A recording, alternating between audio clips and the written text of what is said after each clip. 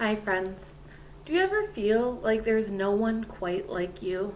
It can be a lonely feeling sometimes when you feel different from the people you love, but it's also a really beautiful feeling to know you're special and there is no one exactly quite like you.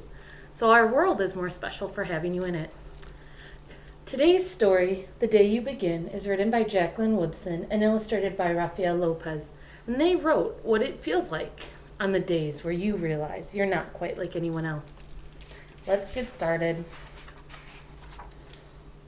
For Sia, Nell, and Josie, to Santiago, Moon Whisperer, and that's who they wrote the book for. That's who it's dedicated to. There will be times when you walk into a room and no one there is quite like you.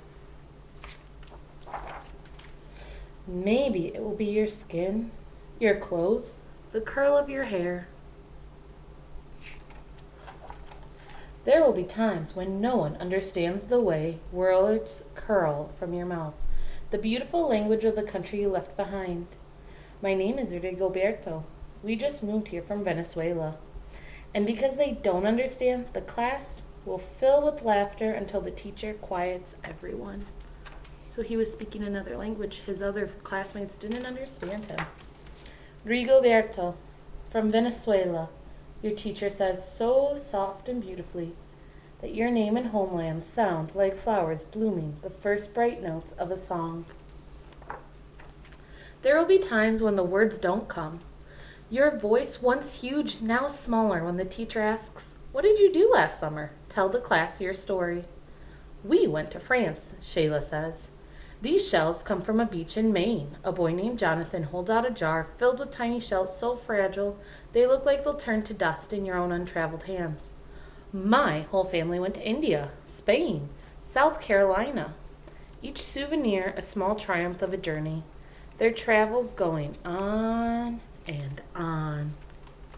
Oh, how do you think she feels about all the places her friends have gone?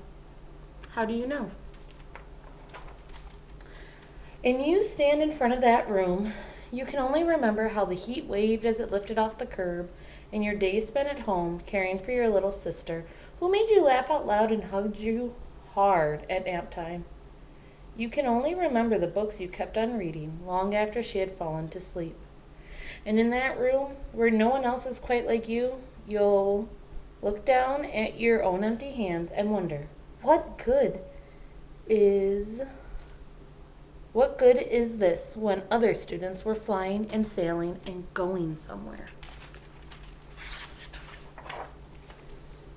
There will be times when the lunch your mother packed for you is too strange or too unfamiliar for others to love as you do. How do you think she feels right now? Everybody's watching her. When even your own friend Nadja will wrinkle her nose and say, "What's in there anyway?" And you'll wonder how she doesn't see the rice beneath the meat and kimchi. You'll wonder why she doesn't remember that rice is the most popular food in the world.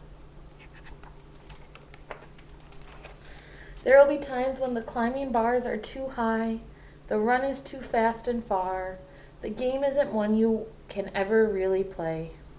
I don't want him on my team. You can watch. Maybe you can have a turn later. Ooh, how do you think that boy feels about that? He's getting left out in the game. I think that's probably that lonely feeling we talked about before. There will be times when the world feels like a place that you're standing all the way outside of.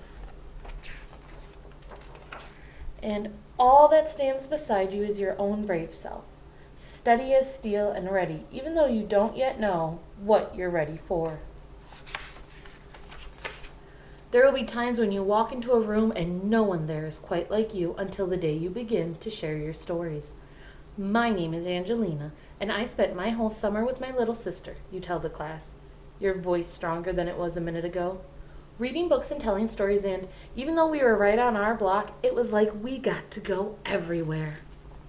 So once she started telling her story and telling people what her life was like, she realized it was something amazing. Your name is like my sister's. Rigoberto says. Her name is Angelina, too. And all at once, in the room where no one else is quite like you, the world opens itself up a little wider to make some space for you. This is the day you begin to find the places inside your laughter and your lunches, your books, your travel, and your stories, where every new friend has something a little like you, and something else so fabulously not quite like you at all.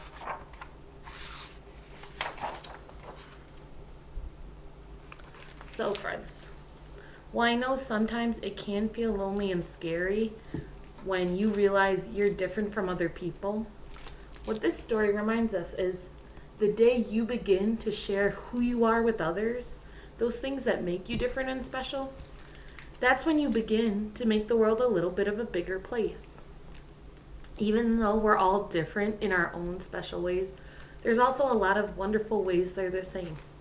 In the comments below, tell me something that you think makes you special and different, and let's see how many of us have things in common. All right, bye-bye for now.